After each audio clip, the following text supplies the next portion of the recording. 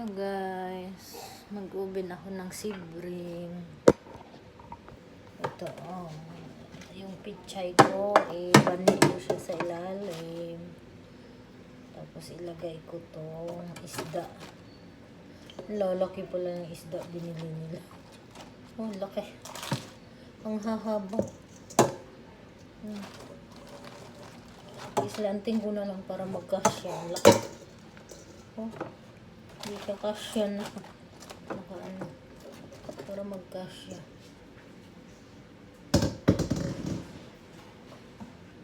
Tapos itong yung hiniwa kong tanglad, luya, sibuyas, kamatis, at coriander na may patis at lemon, paminta.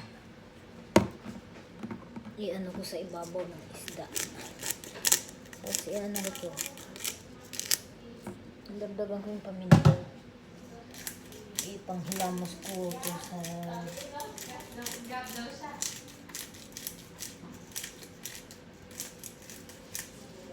kasi i-oven. Isa lang ko sa oven na defrost na yung isda. Yan. Hihilamusan ko lang itong isda.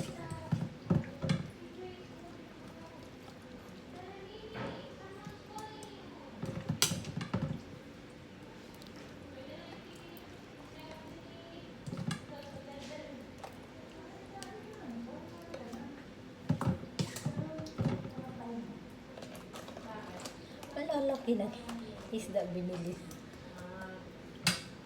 Baligtad ko para ito ng kabila ang hilamusan natin. Ayan.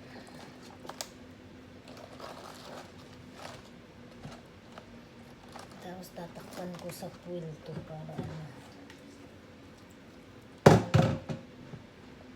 yan, patis lang yung pangtimpla nito. Kalahating cup ng patis.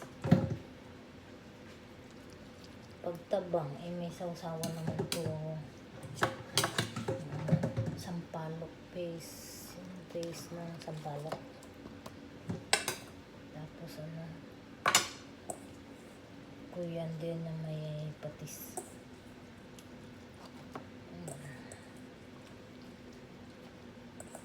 Hihilamos dito para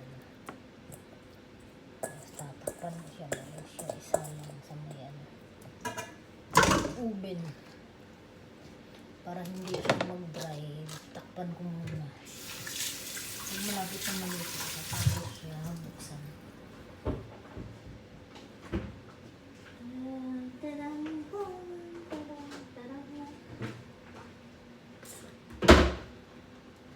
Ito lang kasi maliliit ang ating cream. Oh my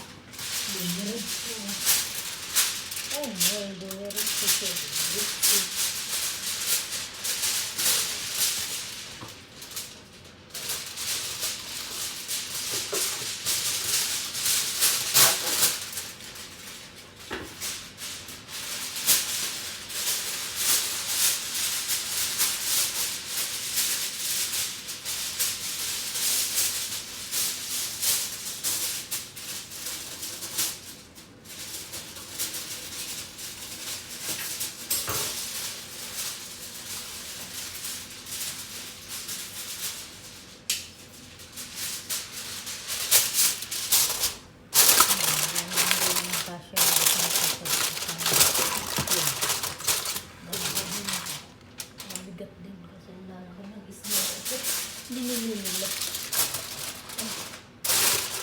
Hanggang bukas ko ulam.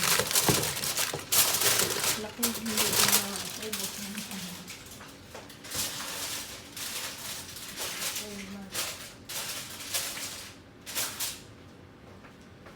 ayan, isa lang ko para habang nagtitiklop akong damit na luto na rin.